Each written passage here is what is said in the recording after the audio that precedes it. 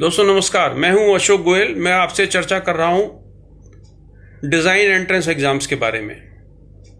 देखिए, जितने भी डिज़ाइन एंट्रेंस एग्ज़ाम हैं उन सब में अब थ्योरी पार्ट की बजाय ड्राइंग पार्ट का कंपोनेंट को ज़्यादा वेटेज दी जाने लगी है। पहले यूसीट के अंदर थ्योरी पार्ट रहता था और ड्राइंग के क्वेश्चन नहीं आते थे। पिछले 1-2 साल से यूसीट के पेपर में भी अब ड्राइंग के कंपोनेंट को वेटेज दे दी गई है। इसी तरीके से सीट का एग्ज़ाम है, मास्टर ऑफ डिज़ाइन कोर्सेज़ के लिए जो आईआईटीज़ में कोर्सेज चलते हैं उसमें तो बल्कि 75% वेटेज आपकी ड्राइंग क्वेश्चंस को दी गई है। यही सिचुएशन निफ्ट में है, जिसमें क्रिएटिव एबिलिटी टेस्ट को 50% वेटेज है। नेशनल इंस्टीट्यूट ऑफ डिज़ाइन में इसी प्रकार से ड्राइंग के कंपोनेंट को बहुत ज़्यादा वेटेज है, और बैचलर ऑफ फाइन आर्ट्स में तो ड्राइंग का कंपोनेंट सबसे ज़्यादा महत्व रखता ही है। अब स्टूडेंट्स जो इनकी तैयारी करते हैं वो 2-3 तरीके से करते हैं। या तो बैठ के यूट्यूब पे वीडियो देखते हैं और उससे चीज़ें समझने की कोशिश करते हैं, या कोचिंग सेंटर में जाकर विभिन्न कोचिंग सेंटर्स में चीज़ें सीखने का प्रयास करते हैं। अब इन दोनों चीज़ों में ही, दोनों सिस्टम्स में ही क्या कठिनाइयाँ हैं उसको आपको समझना बहुत ज़रूरी है।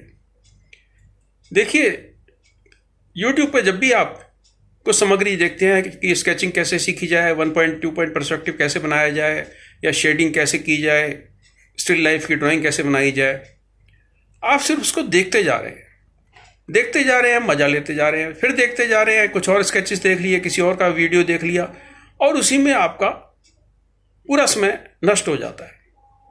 उससे बेहतर तरीका यह है कि स्केचबुक खरीदिए, पेंसिल्स खरीदिए, कलर पेंसिल्स लीजिए और तरह तरह के स्केचेस बनाने पे शुरू हो जाइए। सिर्फ टेबल पे बैठ के काम नहीं कीजिए, आप मार्केट में जाइए, गार्डन में जाइए, जगह जगह जाइए और वहाँ पर बैठकर प्रयास करें उन सीन्स को ड्रॉ करने की जो आपको अपनी आँख से सामने दिखाई दे रहे हैं। बस स्टॉप हो सकता है, जूस कॉर्नर हो सकता है, चाय की दुकान हो सकती है। वो बहुत ज़रूरी है।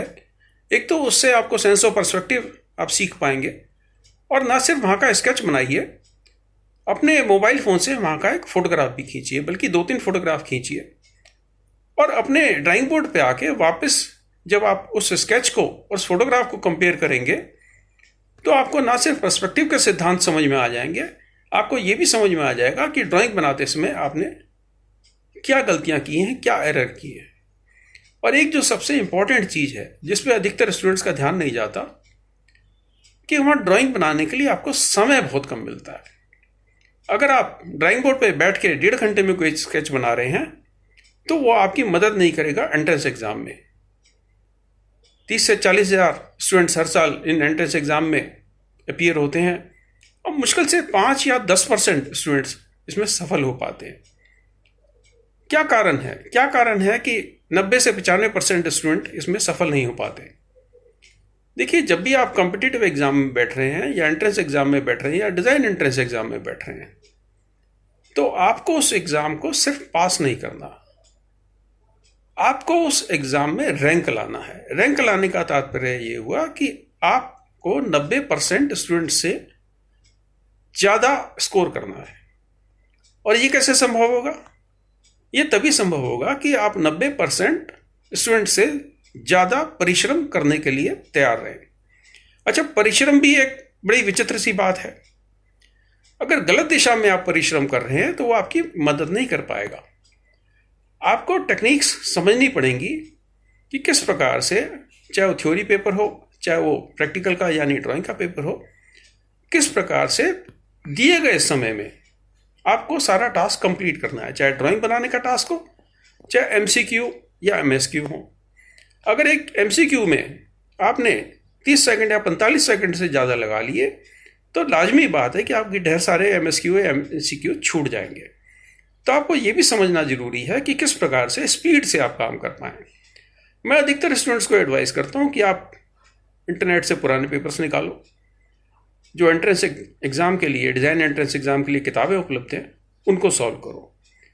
और किताबों में अगर आप सॉल्व कर रहे हो तो किताबों में क्वेश्चंस के ऊपर आंसर के टिक मत लगाओ, उसको अलग कागज पे नोट करो, ताकि आप दोबारा तीसरी बार चौथी बार भी उस किताब को इस्तेमाल कर पाएं।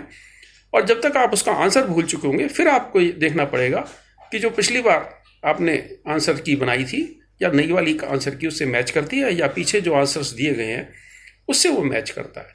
अगर आपने बुक के ऊपर निशान लगा दिए तो आपको लगेगा ये मेरे को आता है, ये मेरे को आता है, और सभी कुछ आपको आता है। और जब इम्तिहान में आप बैठेंगे तो आप देखेंगे कि नहा धोने के बाद वो सारा कुछ आपके दिमाग से धुल चुका है।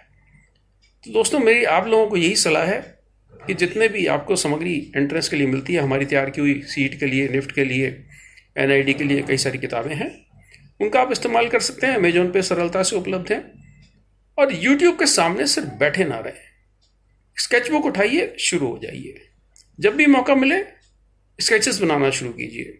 स्केचबुक नहीं करना चाहते, A4 कागज ले लीजिए, उस पर कीजिए। और अधिकतर जगह टूल्स का इस्तेमाल करने पे रोक लगा दी गई है। आप स्केल का भी इस्तेमाल नहीं कर सकते, आपको सिर्फ पेंसिल, कलर पेंसिल, इरेजर ही इस्तेमाल करने के लिए मिलेगा।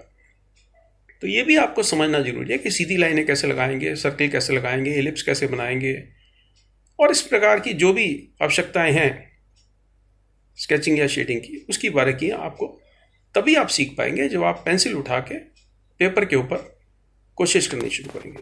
शुभकामनाएं, नमस्कार।